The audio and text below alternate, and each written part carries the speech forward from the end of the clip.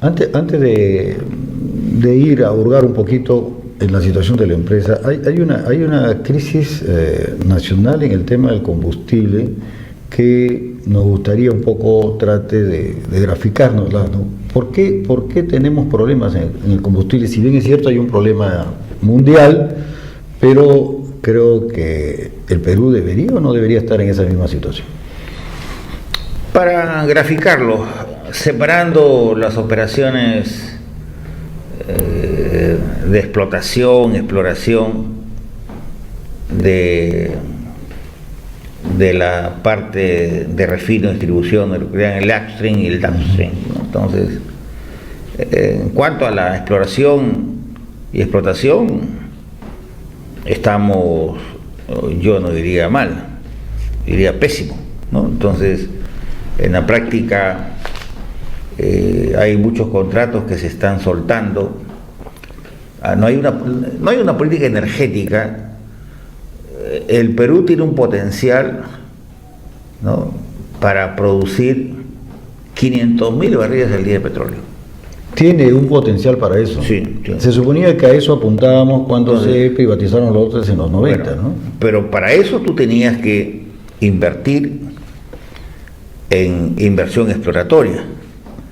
Y cuando tú ves los datos, en los años 70, Petroperú perforaba 90, 100 pozos al año, exploratorio, en Talara y en la selva, básicamente. Ya. ¿No? Cuando pasan a privados y en las privatizaciones, a partir de los años 90, en la práctica se baja a 10 pozos exploratorios, y en lo que va de los últimos 5 años, 1 por año o ningún pozo exploratorio. Para darte una idea, cuando se privatiza el lote 10, ¿no?, de Talara, en el Alto, ¿no?, se decía, se privatiza el lote 10 porque es un lote marginal, es un campo maduro, tiene para el año 96, ¿no?, o 92, que sin estudios,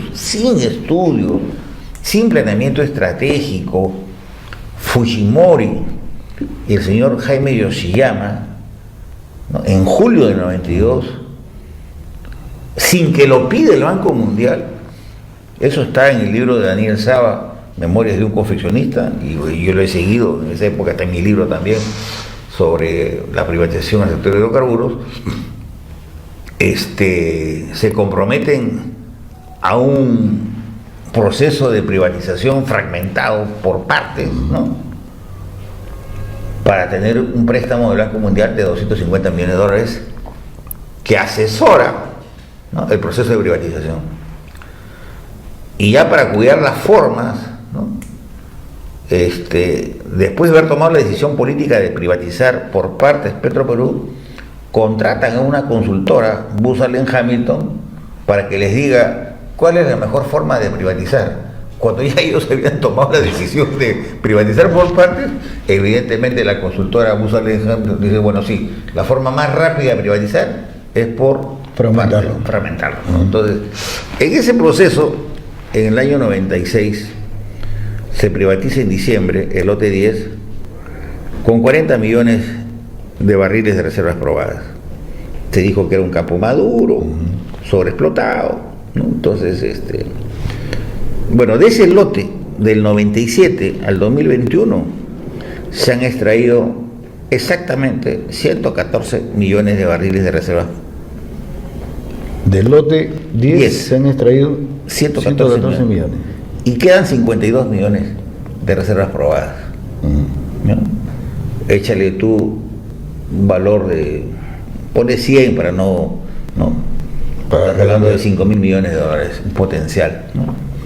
Entonces, en esa medida, y en el lote 6-7 lo mismo, ¿no? Se ha perforado un solo pozo exploratorio en el lote 10, igual en el lote 6-7, un solo pozo exploratorio. Y no es una casualidad que estén los estados de empresa estatal china, CNPC, y su filial SAPET, ¿no? Entonces, que están haciendo todo lo posible, un lobby con el señor Ceferino y Esquén para que esos lotes vuelvan a ser reprivatizados y como una concesión graciosa, darle una participación del 25% a Petroperú. Ahora, cuáles podrían ser los argumentos? Si es que hacemos un análisis de lo que ha significado la privatización durante 30 años, ¿cuáles serían los argumentos de ellos? Por ejemplo, estamos hablando de reservas probadas que declinaron, estamos hablando de producción que se vino abajo y beneficios para el país y la comunidad también han estado ausentes. ¿Cuáles podrían ser entonces los argumentos, ¿no?, de ellos, de Perú Petro incluso, que para mí Perú Petro ha fracasado también, ¿no?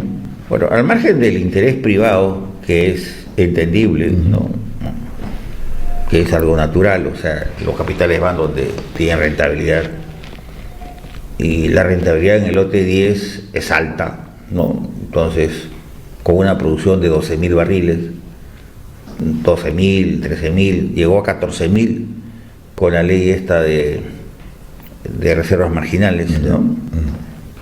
Donde justamente allí se apuntaban a los pozos ATA. Los pozos ATA son aquellos pozos que temporalmente abandonados por razones de precio, razones económicas y de costo. Pero hoy día, con los precios de 90, 100 dólares el barril, esos pozos son productivos, claro, son rentables, ¿no? Yo recuerdo que en los años 90, ni siquiera el 2001 o 2003, hablar de 40 dólares el barril era un precio extraordinario, ¿no? Porque cuando se privatiza el lote 10, el precio era 20 dólares, 18 dólares el barril. Y era negocio. Entonces, y era negocio. O sea, cuando se establece el Fondo de Estabilización de Combustibles del 2004, con Toledo, estando Quijandría, me parece que era ministro de Energía, se establece el fondo porque los precios estaban a 40 dólares, se habían subido a 40, ¿no?, de 20 a 40. Y pues, evidentemente esa actividad era rentable, ¿no? Lo que sucede ahora, a diferencia del pasado, es que no solamente los precios del petróleo y del gas han subido, sino también los márgenes de refino. Por lo menos los márgenes de refino desde este año, ¿no?, se han disparado a 40, 50, hasta en julio llegaron a 60 dólares por barril. Por barril. Entonces,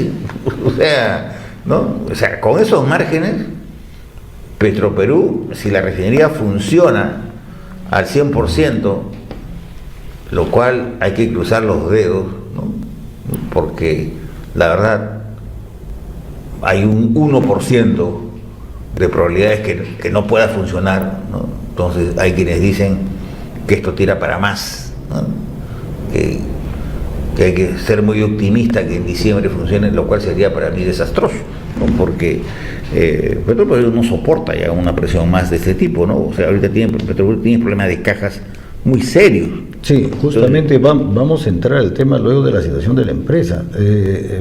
Para poner a la gente en contexto de la situación actual, en estos momentos se está buscando, desde mi punto de vista, hay probablemente un lobby en el Congreso que está buscando que se prorroguen los contratos por 10 años y Perú Petro, que ha reconfigurado los lotes para sacarlos a licitación. Y hay una propuesta de la congresista Medina Hermosilla que habla de que estos lotes deben volver a Petroperú. Pero ahí aparece justamente el tema cuando nos dicen Petroperú no está en condiciones. Ante ese panorama, desde tu experiencia y tu punto de vista, ¿qué es lo mejor que podría ocurrirle al Perú? Mira, yo creo que la prueba chiquita de que Petroperú sí se puede hacer cargo de los lotes es lo que está pasando con el lote 1, ¿no?